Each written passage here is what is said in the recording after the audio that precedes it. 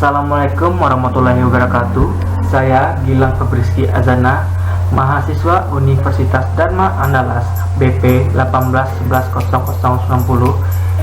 Pada kesempatan kali ini saya akan membawakan materi tentang pemahaman tentang model sistem sebuah organisasi. Kali ini saya akan membahas 3 poin saja, yaitu pertama, penggunaan pemodelan kasus, kedua, tingkat manajemen, dan ketiga, budaya organisasi. Materi pertama yaitu penggunaan pemodelan kasus. Model kasus digunakan untuk dapat menjelaskan apa yang dilakukan sistem tanpa menjelaskan bagaimana sistem melakukannya, yang artinya ini merupakan model logis dari sistem. Penggunaan model kasus mencerminkan pandangan sistem dari perspektif pengguna di luar sistem, yaitu persyaratan sistem. Selain itu, penggunaan model kasus juga menyediakan sarana komunikasi yang efektif antara tim bisnis dan tim pengembangan, yang pada sistem model ini juga mempartisi cara kerja sistem menjadi perilaku, layanan, dan respon yang signifikan bagi pengguna sistem. Bagiannya adalah ada A, simbol penggunaan kasus atau use case. Diagram use case berisi simbol aktor dan use case bersama dengan garis penghubung. Aktor mengacu pada peran tertentu dari pengguna sistem.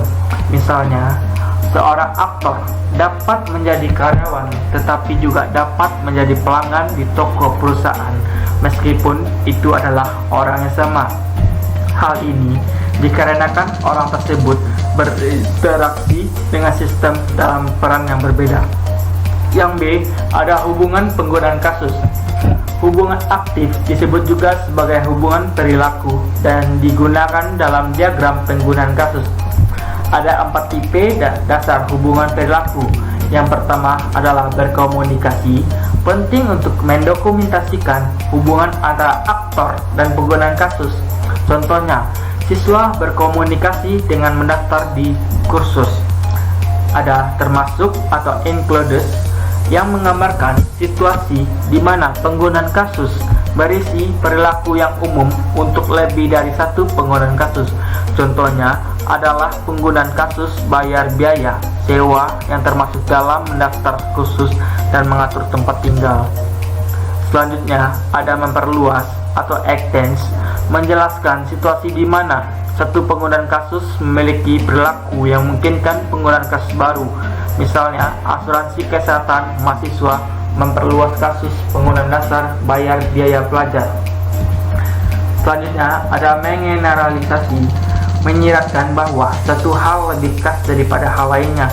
Misalnya, part-time siswa mengeneralisasi siswa. Materi selanjutnya ada C, mengembangkan ruang lingkup sistem.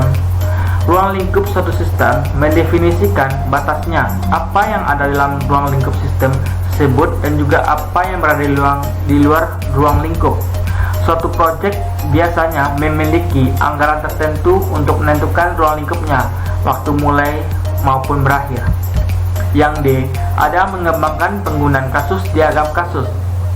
Inti penggunaan kasus terdiri dari diagram atau aliran standar sebuah peristiwa dalam sistem yang menggambarkan perilaku sistem.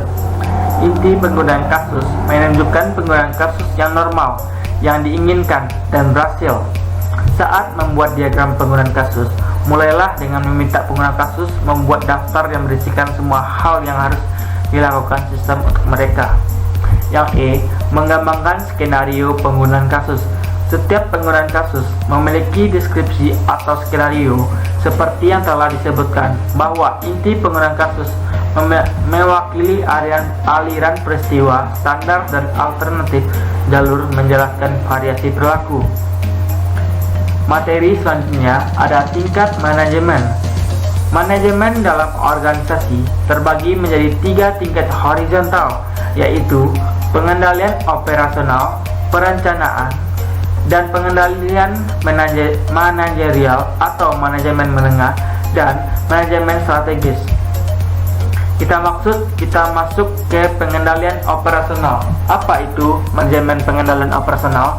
Pengendalian operasional membentuk tingkatan paling bawah yang mana manajer operasi mengawasi detail operasi organisasi dalam membuat keputusan yang mengaruhi implementasi dan penjadwalan operasional menggunakan aturan yang telah ditentukan sebelumnya yang memiliki hasil yang dapat diprediksi ketika diterapkan dengan benar. Ada manajer menengah. Manajer menengah membentuk tingkat kedua atau menengah yang mana tugasnya membuat keputusan, perencanaan, dan pengendalian jangka pendek tentang bagaimana sumber daya dapat dialokasikan dengan baik untuk memenuhi tujuan organisasi. Ada manajemen strategis. Manajemen strategis tugasnya lebih fokus untuk membuat strategi organisasi dan mengambil keputusan yang memandu manajer menengah dan operasional dalam memenuhi tugasnya beberapa bulan dan tahun mendatang.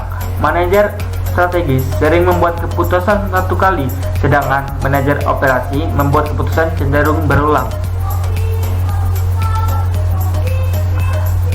Materi selanjutnya ada budaya organisasi. Budaya organisasi adalah budaya atau kebiasaan yang diberlakukan secara resmi dalam suatu organisasi seperti menetapkan kode pakaian, cara menyapa atasan dan rekan kerja, dan cara untuk berurusan dengan publik luar. Budaya organisasi hidup berdampingan dengan subkultur, yang mana subkultur merupakan penentu yang kuat dari kebutuhan informasi, ketersediaan dan penggunaan.